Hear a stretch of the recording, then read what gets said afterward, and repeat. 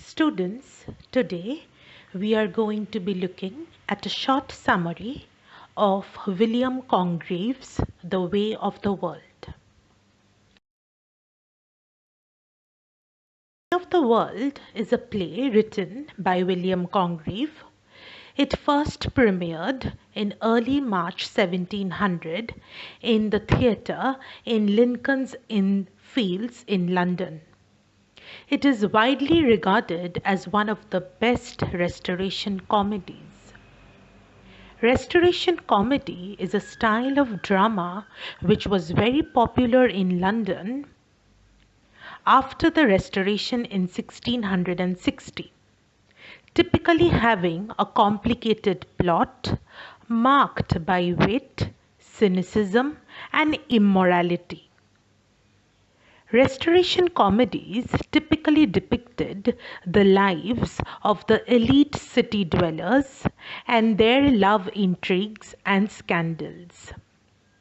Important playwrights of this genre include William Congreve, William Wycherley, George Farquhar, and Sir John Vanbrugh.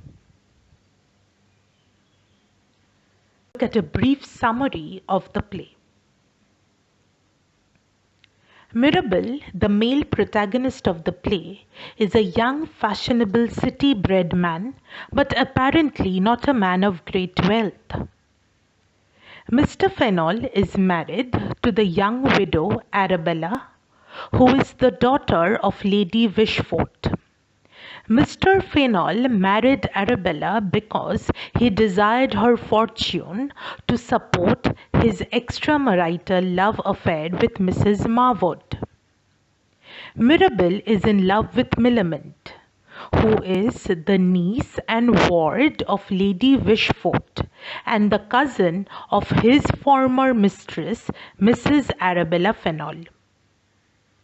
Millamant's father's will has allowed half of Millamant's fortune to be under her own control, but the other half, that is of £6,000, was controlled by her aunt, Lady Wishfort. This half was to be given to Millamant only if she married a suitor approved by her aunt, Lady Wishfort. Unfortunately, Mirabell had earlier offended Lady Wishfort. Mirabell had flattered Lady Wishfort to actually woo Millamant, but Lady Wishfort had misinterpreted his flattery as love for her. Therefore, she would never consent to Mirabell's marriage to Millamant. Mirabell, therefore, had hatched an elaborate scheme to gain Lady Wishfort's consent. He has arranged for his valet or servant, Waitwell, to pretend to be a rich gentleman, Mr. Rowland, to woo and win the old widow Lady Wishfort's hand in marriage. When Mr. Rowland's proposal of marriage will be accepted by Lady Wishfort, then Mirabell intends to reveal the actual identity of Mr. Rowland as a mere servant, and thereby bring disgrace to Lady Wishfort.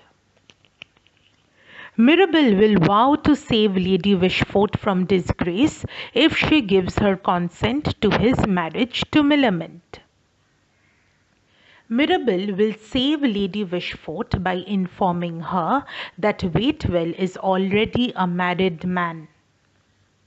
Foible, who is Lady Wishfort's maid, will get married to Waitwell before this whole scheme. Waitwell's marriage to Foible was to be conducted beforehand to ensure that Waitwell might not later decide to marry the rich Lady Wishfort. This shows that Mirabell does not trust anyone, not even his own servant, in matters of money or love. Mirabell is almost successful in his plan. Waitwell, disguised as Mr. Rowland, successfully woos Lady Wishfort.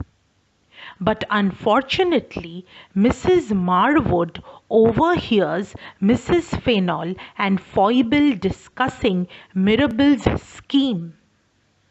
She also overhears that Mirabell and Mrs. Fainall had an affair before her marriage to Mr. Fainall. To protect her from scandal in the event of pregnancy, Mirabell had helped to get her married to Mr. Fainall, a man whom he felt to be of sufficiently good reputation to constitute a respectable match for Mrs. Fainall, but not a man of such virtue that tricking him would be unfair. Mrs. Marwood also overhears insulting comments about herself. She becomes angry and informs her lover Fainall of the plot and the fact which he suspected before, that his wife was once Mirabell's mistress.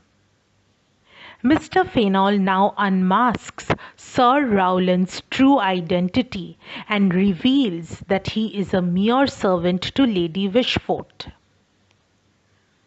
He blackmails Lady Wishfort with the threat of exposing her daughter's past affair with Mirabell. He demands that the balance of Milliman's fortune of £6,000 be turned over to him, as well as all of Mrs. Fainall's fortune.